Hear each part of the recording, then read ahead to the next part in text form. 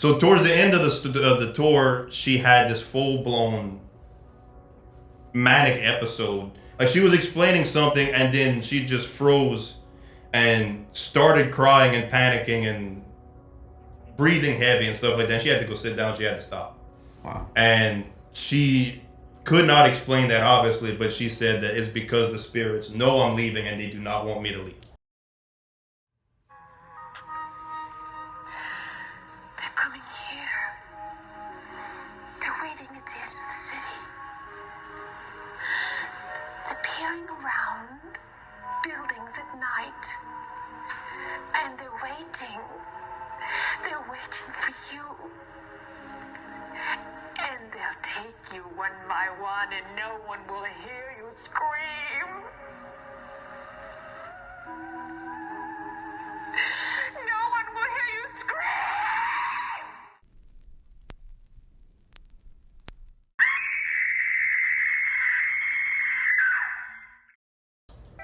Welcome to Bayou Channel Zero. Today, we have the motherfucking Myrtles. Yeah, baby. But tonight, I am not going to be the one presenting this episode. It's actually Nick. Yeah, buddy! Get it, Nick? All right! So today we are venturing into my territory. Paranormal, ghosts, spirits, apparitions, specters. Ooga booga booga. Look under your bed. Nick might be hiding there. There's no might. I am hiding there. Oh, mother of God. No, so as Alex said, today we're talking about the Myrtles Plantation, known to be one of the most, if not the most, haunted house in the entire United States of America. The entire. Yes. Every single state. Yes. Dude, okay, Every single one. Everyone. Listen. This is kind of what I have to say about it. Yeah, well, y'all can figure that out for yourselves as we get through the story. Did they have like a ghost battle royale or something to where they just put all of them against each other? They might have. That would be, I would love to hear about that. If anybody knows about a haunted house battle royale. Fight Club. Then they fought to the death and the winner was actually the Myrtles. We don't talk about Fight Club. We don't talk about ghost battle Fight royale. what? Fight what? Yeah, exactly. Okay. Yeah, so if anybody here listening has not ever heard of the Myrtles Plantation, the Myrtles Plantation is a legendary plantation that resides in St. Francisville, Louisiana. And it is known, as I said, throughout the country as being an extremely haunted house and probably worldwide as well. The Myrtles has also been the subject of many popular paranormal TV series, Ghost Hunters, Ghost Adventures, Sam and Colby, etc., as well as a lot of other, television series and documentaries. Sam and Colby? Yeah. The two people that we went to school with? No. T. Sam from DTB? Not T. Sam, no, not T. Sam. Not and Sam not Lyon? Colby. You know, any Colby? No. That we went? Okay. No. These cats, if y'all never heard of Sam and Colby, they like so popular on YouTube. They got like 20-something million subscribers. This honestly, look, this is the thing. This is your realm. Mm-hmm. Bring us along with you. I'm gonna put my hand in your pocket. Yeah, y'all gonna need a chain. It ain't gonna be as linked as the previous one, but Exactly. y'all get in the pocket. We here. We in your pocket. Y'all get in the pocket. Okay. I'm gonna drink from my coffee. Yeah. Thank you. So now this place is actually open. Drinking Hey, crack you said to water. hold on to the pocket, man. I was just lumping around. Yeah, so this place is actually open to the public. They have tours. You can book a tour. You can go on tours. They'll have a tour guide with you, and you can also book a room and spend the night. Now, one thing is, have you slept at the Myrtles? I haven't. You have. But it is on my to-do list. You? Gage? Have you? Yes. Have you? I have. Have you seen anything? Yes. Not a fan. Oh, Not a fan. Not a fan. So, was it a fan you seen? It was something else? No, You didn't see a fan. it was porcelain dolls lining themselves up in the middle of the night, right in front of a fireplace. Prove me wrong because you can't. It's all smoke and mirrors. sounds like a great time. I was scared for my life. I was also 6 years old. 6 And it years was old. Not a good time. Who brings a 6-year-old? We were playing haunted baseball, bro. We were playing travel ball. And buddy. decided to stay at At the Myrtles. Look, whenever I played travel, any kind of sport, we never stayed at a haunted house. Listen, The Super 8, the Motel 6. the rooms were cheap. What was Big Nut's philosophy behind that? Listen. All right. Carry on. Carry on. Okay. Yeah, as I said, it's open to the public. You can tour. You can go spend the night. I have been on a tour already, and it is an absolutely. I don't know if any of y'all has toured the place, but you have. But it is a beautiful, beautiful area. I'm not gonna chime in. Continue, Nick. Okay. It is a beautiful area. Yeah, the place is gorgeous. The house is massive. Very nice Absolutely. house. But regardless of how beautiful this place is, the history surrounding it is extremely dark and filled with tragedy, as one would expect.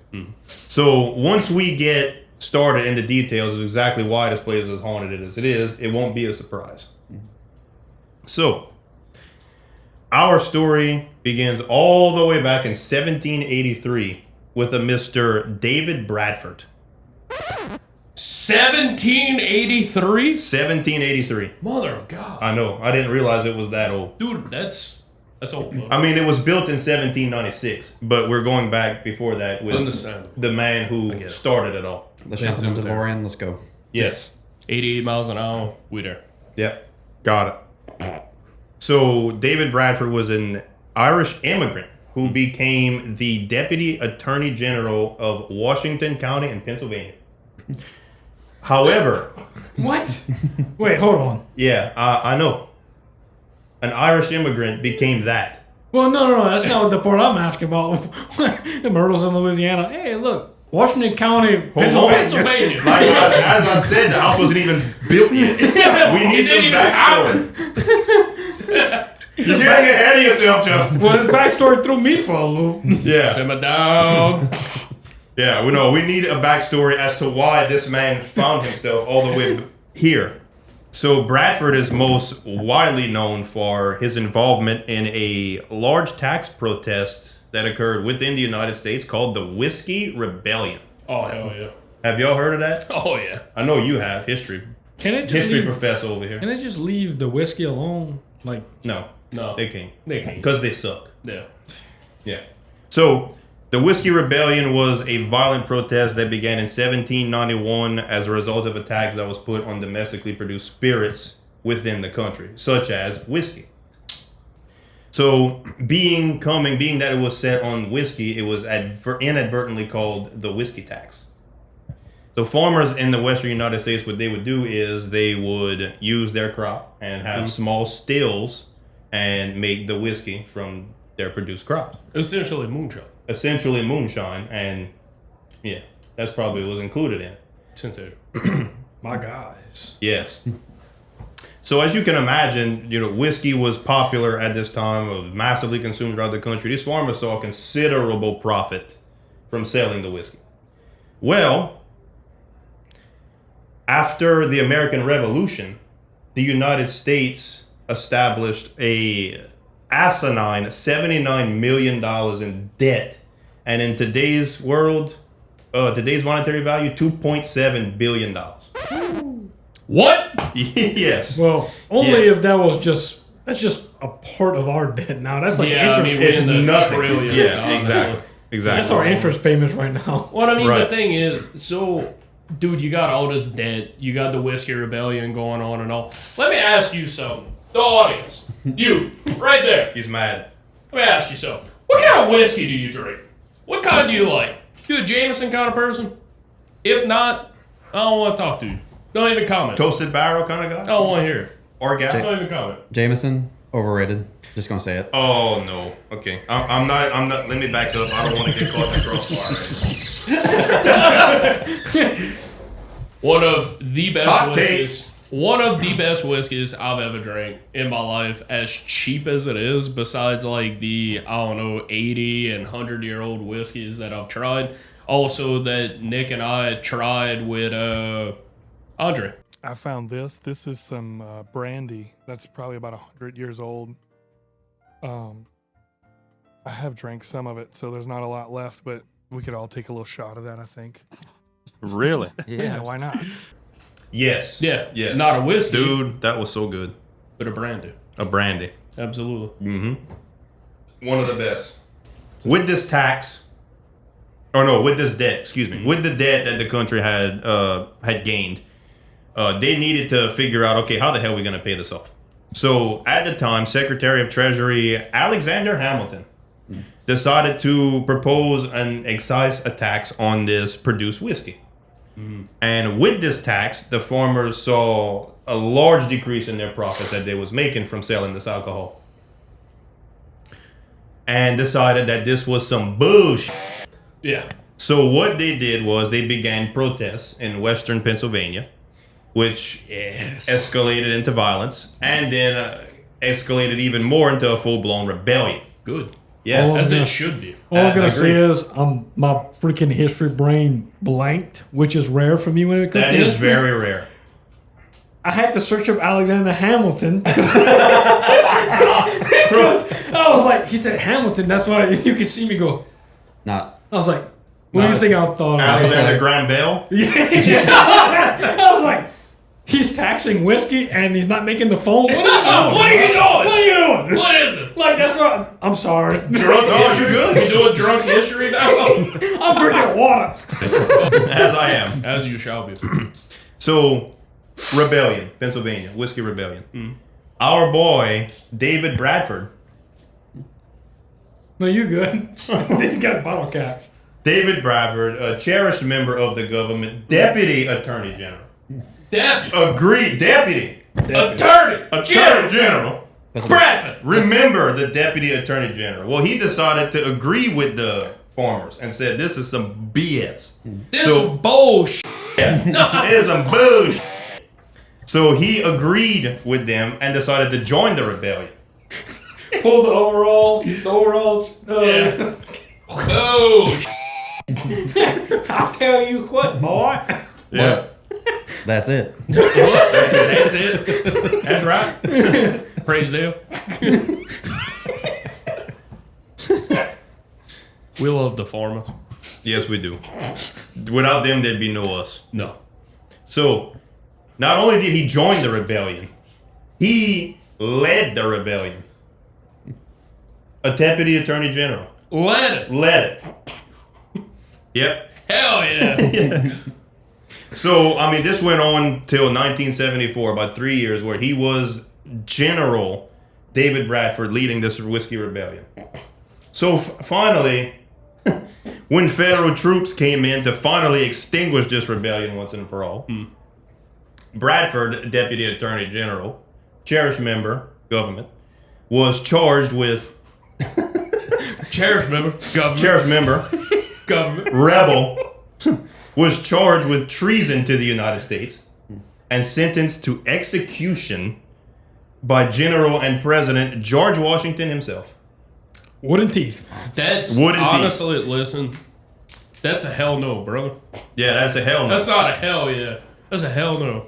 We ain't doing that. I hope they got away with it. Well, you want to take a guess what our brave rebel decided to do when he was charged with execution? He executed the executioner. He ran. Oh. Oh. Hell And yeah, I'm bro. talking running. Right. He's still running. Still running. Forrest Gump. Yes. I just kept running. Yep. So he I don't like fled. running, man. Yep. He fled Pennsylvania and came all the way down south here to Louisiana. Sweet Maria. Yep. That's a long way to run. That's a long way to run. I hope you That's- got a horse. Like that's what makes me think. Even people that come here from all over. We don't have horses, but all right. I got a car. But anyways, I don't know. Leave it alone. The Lieutenant Attorney General, not you. But anyways, that makes me think. Like, what makes people want to come here? Like to Louisiana, it's like once you pass Highway 90, it's like just It's a land of Marsh. opportunity. Oh, there you go. opportunity. At least back in this day it was, and we're about to get into that. Damn, the Acadians sound pretty Russian to me. I was about to say, I don't think any of us had a choice. We were born here. You were born here. You know? I'm not saying us. But Yeah, I know what you mean. So, he fled. He ended up in Louisiana, West Feliciana Parish to be exact. And being that he was a man of stature, he was able to gain a land grant from the local government in the town of St. Francisville. I think it was about 600 acres. So on here, he built the plantation home, which he called Laurel Grove, and developed a flourishing plantation. And in 1799, new president John Adams granted a full pardon for David Bradford. As he should. As he should, yeah. It took a few years, but I guess they decided, yeah, you know what, man? It took the long way. Deputy Attorney General. So the reason why he was granted this pardon was because he established a boundary line known as Ellicott's Line, which was a 92-mile border between Ohio and Pennsylvania. Go ahead. Hold up. Was this the line that he ran? No. I mean, he might have. He might have ran on this borderline. I think he did. Yeah, I think he did too. I had some caution tape behind him. This is Ellicott's line. Ellicott's line. So, I ran it. I can't wait to see. I can't wait to hear how he formed this line. well, I mean, all I can find about it was that it was a border that he developed after the American Revolution. That it helped develop newer land allotments versus old colonial land grants. Well, that makes sense. Okay. So for that reason, he was granted a full pardon. Yeah, and now that he had the pardon, he was free to return back to Pennsylvania. But he elected not to because he found something that he could not have in Pennsylvania that he found in Louisiana. Sugarcane. Here we go. Nah. Opportunity. Oh, I was completely wrong, but okay, keep going. But opportunity in the form of slavery. I don't know, Okay. SpongeBob. Okay, I thought right. Never mind. Yes, you thought right. Yeah. So he was able to have slaves here that he did not have. He was not able to have in Pennsylvania, and gave him the opportunity to grow cotton on over this 600 acres of land, and created endless opportunities for Bradford and endless wealth. So Bradford ended up owning over time many slaves, which he used to farm and harvest the cotton. And within a decade, the beginning project that he had developed into an empire of a plantation. So, I mean, like, hell no on the slavery. Yeah, agreed. Let's get that clarified. Out of the way, yeah. You know, Clearly hell on no that. on the slavery. Hell yeah on the escaping, execution and Yes. building an empire. Absolutely. You know. From George Washington. From George Washington. But hell no on the slavery again. Yeah. Yet again. Yeah, For the love agreed. of God. That is horrible. Absolutely. Please continue. Yeah. As you were. So with this big plantation that he ran, he became a considerable influence throughout the South amongst plantation owners. But his reign did not last long. And in 1808, Bradford suddenly passed away at the age of 48. His cause of death is unknown. However, it could be a possibility of yellow fever, because at this time there was a yellow fever outbreak going on throughout the Rampant. U.S. Yes, very rampant. Absolutely rampant. Yeah. Yeah. With his passing, the plantation was left to his widow, and her name was Elizabeth Porter, and their 5 children. However, his family did not share the same enthusiasm as he did, running slavery, cracking whips to be able to farm cotton. As they should. As they should. Not Agree. be, Right. agreeing with that. Yeah. And I agree that they should share the mindset that they share. Not, they don't The share the rest same made a mindset as Bradford. pretty good whip sound. Terrible. It probably cracked. That's what I actually heard his wrist bones crack. arthritis is the best sound bite. Arthritis. Good God. Yeah, I'm definitely going to have to call a physical therapist next week. Good God. Yeah, so they didn't share the same enthusiasm as he did running this business. Understandable. Yeah, so they were looking to sell. So now we're going to go back in time a little bit. Enter Clark Woodruff. What kind of name? That's That's a great name. It's a great name, isn't it? Woodruff. Woodruff. Woodruff. Woodroof. Wooden roof. Clark Wooden roof. Wooden roof. Mother of God. Yes. Or as his cousin, cypress ceiling. Or Clint tin roof. Thomas Shag Carpet. Richard Shingle. Oak walls. What you got, Steve? Oak Walls. Whole name. What you, Legal. what you got, Walls. Steve Siding? You know, we joking about this, but my dad's name is Knuckle. All right, like, let's be honest here. All right, Yes. shout out Big Nug. Big we love Nug. it. The ability for Louisiana people, well, oil field workers to give each other freaking nicknames is freaking, Yeah, it is. it's a talent. They call me freaking Swamp Thing at work. We Dude. got a guy called T Diesel because he laughed like I called Diesel cold starting. It's a slow ramp up to just high RPMs. Jeez. Like, dude, we got it's a talent. It's a talent to laugh like that? No, it's a talent to give a nickname. Oh, to give a sober. nickname. Yeah, you're right. Good God, wild dude. So, Clark Woodenroof was the next heir to the throne. Woodruff. Woodroof. So he was born in. You okay? You'll be okay, bud. I mean, as long as you ain't got Ashley sheetrock running around. I think you're fine. Yeah, Nick, okay, I'm good. I think I'm good. You good, buddy? Thomas Tupperware. Sylvester Spoon. Sylvester Spoon. So Clark Woodruff. I have this written as Woodruff. I'm just gonna say Clark instead. Good idea. Yeah. Oh, say it. I'll straight face. I'll straight face it. Go ahead. Clark Woodruff.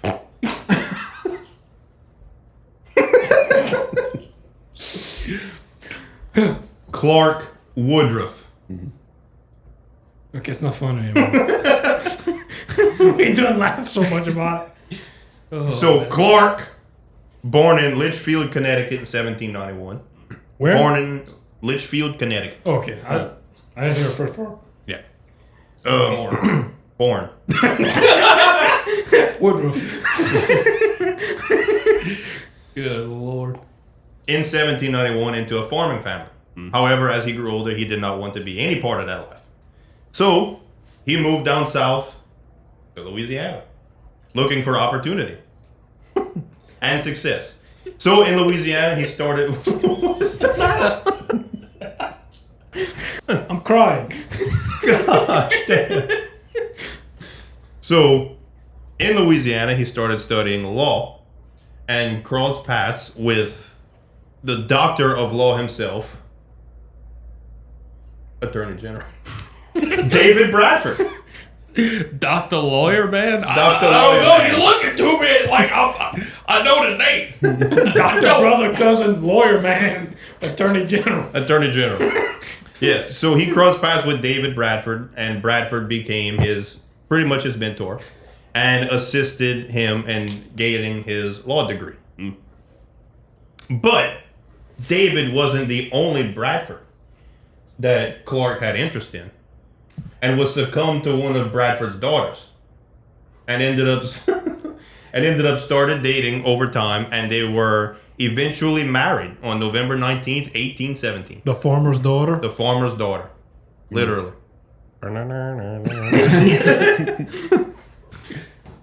So after Bradford's death at some time, Woodruff began managing the plantation for Elizabeth. God, Justin. It's just a name. It's just a name. It's not Dick Butkus, all right? Like, So after Bradford's death, Clark began managing the plantation and keeping it up as needed for Elizabeth. And now that he had control over the plantation, he saw this as his opportunity for the reason he came here in the first place. Wealth, opportunity. Wealth. Whenever he moved here in the South. And having studied law, he was able to establish himself into the planter class of the parish. He immediately began upgrading the plantation, adding to the Laurel Grove home, and furnished it with imports of furniture as such from Europe. Completely renovating the landscape with larger cotton fields. I think he added, so it was 600 acres. He ended up adding not adding 2,000. It became 2,000 acres. Yes. Wow. Yeah. So he, as I said, filled the landscape with larger cotton fields, farmer gardens, and crepe myrtle trees. Keep the crepe myrtle trees in mind. And with the extravagant redevelopment, the workload on this plantation tripled, as you can imagine. And not only did he need more workers for the fields, he needed servants inside the home for his growing family. Sarah having... Did I say that he married Sarah yet? No. Must have skipped that. No, actually you did. I'm sorry. Yes. They began dating, and some years later. Yeah, I just didn't say her name. So excuse me. Her name was Sarah Matilde Bradford. Okay, because I got kind of off track with Woody. Yeah, sorry about that. So his wife, Sarah, having bore 3 children, assistants were needed for cooking, cleaning, raising the kids, etc. Yeah. And servants, so the servants in the home were added to assist with Sarah. And with this expansion came probably the most famous name in this entire plantation's history, and that was Chloe. I don't know if y'all know about a name of Chloe associated with the Myrtles. You do? Okay. So Please continue. there is a lot of mystery surrounding Chloe, and many debate whether or not she even actually existed or not. But her story is pivotal to the beginning of the legend that is the Myrtles plantation. So the story of Chloe begins when Sarah was pregnant with their 3rd child.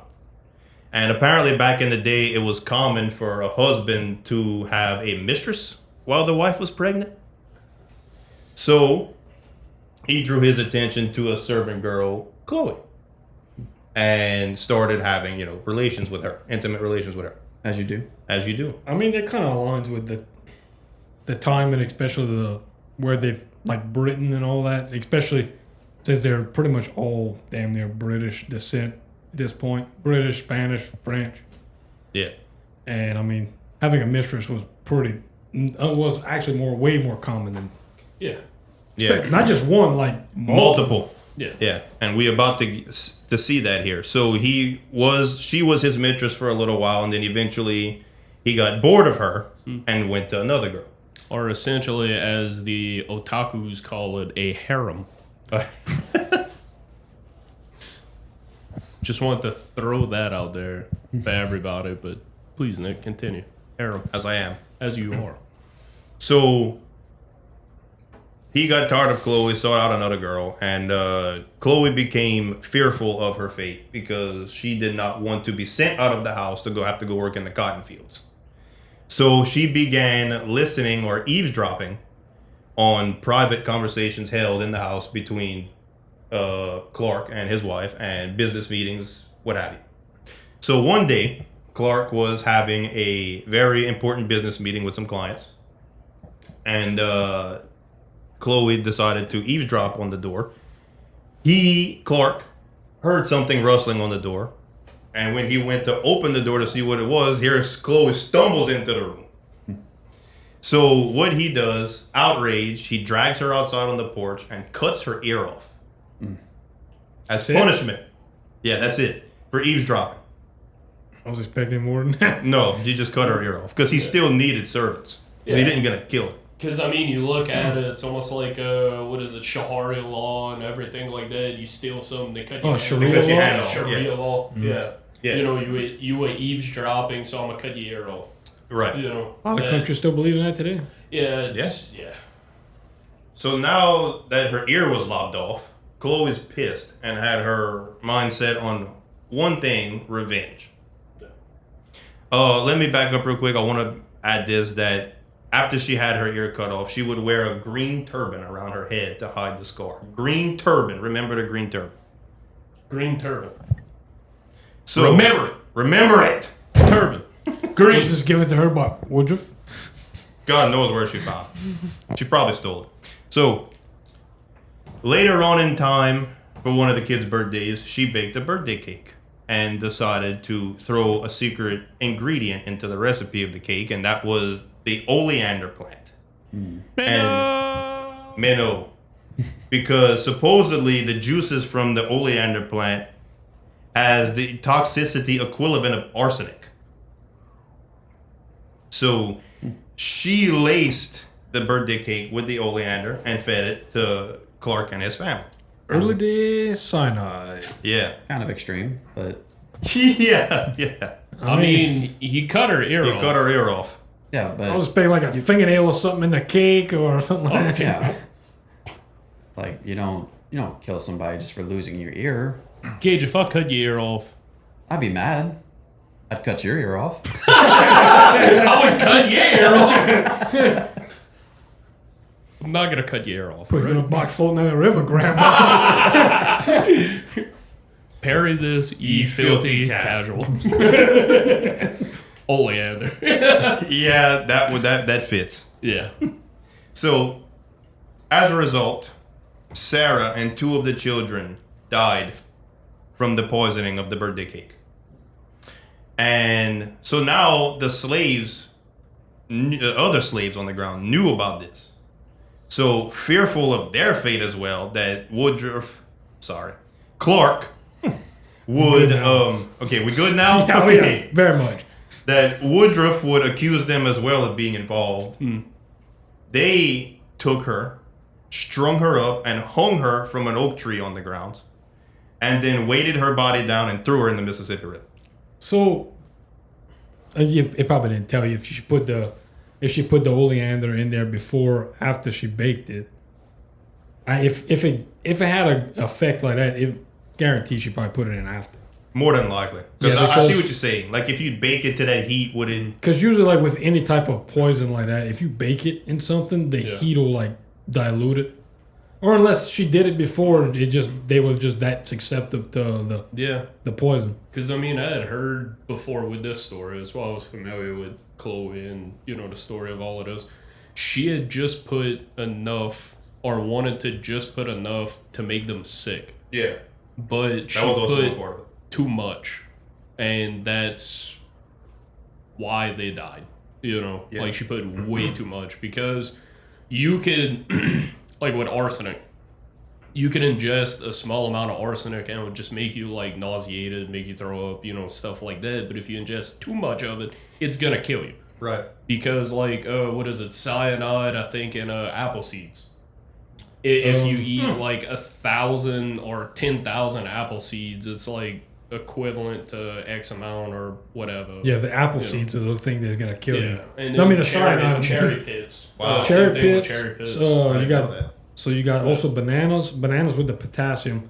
It take you like 13,000 bananas to eat. Like, yeah, the potassium is the thing that kill you. Yes. Not the 13,000 bananas. bananas. But I think it's physically impossible to eat. Like that's I think it's okay. So apple seeds, cherry pits. There's a couple of other fruits that you could get like cyanide, arsenic, any type of that poison, Yeah. especially in a concentrated amount. Food facts with Food Justin. facts with Justin. I have a weird knowledge of poisons and other stuff. It's weird. No, I have not. Have you made wonder, poison? Severus Snape over here? What? Did you really burn those pigs in a blanket? Or was it... There will be no silly incantations in this class. Turn to page No. 300. Researching enough Nazi history. Oh, stop! Cease! Enough World War II history. You tend to learn enough. Yeah. enough stuff, especially about poisons and Dear God. all that kind of stuff. So, with that story, it is just a legend. Yeah. There is no proven documentation that ever happened, or even if Chloe even existed. Yeah, at because it's all. widely known as, like, a myth. Right, it's a myth. Yeah. Yeah. So what is believed to have actually happened is that Sarah and the two kids contracted yellow fever and died from yellow fever. because as it was rampant at the time. Yellow fever's from mosquitoes. No. Malaria. Yeah, I know malaria's from mosquitoes. I don't remember. But, okay. Yeah, and Woodruff, in such distraught over the passing of his wife and his 2 kids, sold the plantation to Ruffin Grace Sterling on January 1st, 1834. These names. These names, I know, right? Ruffian. Ruffion. Sterling. Ruffion Grace Sterling on January 1st, 1834. 1834. Ruffin Sterling and his wife, Mary Catherine Cobb, were very wealthy, high-class people who had already owned several plantations throughout the South. Was her favorite food Corn. Corn on the cob? I would hope it is. So after acquiring the plantation, they decided to remodel the Laurel Grove home, even further from what Clark Woodruff had upgraded it to. And they built it up to how we see the house today.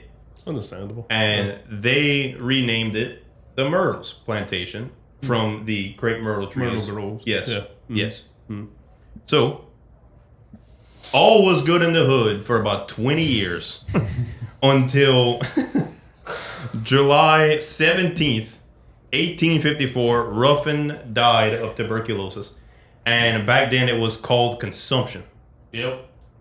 Yeah. Even in medieval times, it was called consumption. Yeah. Fun fact. Yep. Yep. Why? I don't know. Well, look up tuberculosis and the symptoms of tuberculosis, and it consumes you. Consumes your lungs. I can't spell tuberculosis. Mesothelioma. Tuberculosis. You can figure it out. Those are letters, by the way. So Mary, his wife, was viewed as a very remarkable woman, said to have the business acumen of a man. She kept up with the plantation business solely by herself in the years to come. So she managed it herself. You would say that she was keeping up with the Myrtles. Yes, she was, in fact, keeping up with the Myrtles. Sick. So, eventually, growing, the plantation became too much for her to handle on her own. So, on December 5th, 1865, she hired the next big name in this story, Oh. a one William Drew Winter.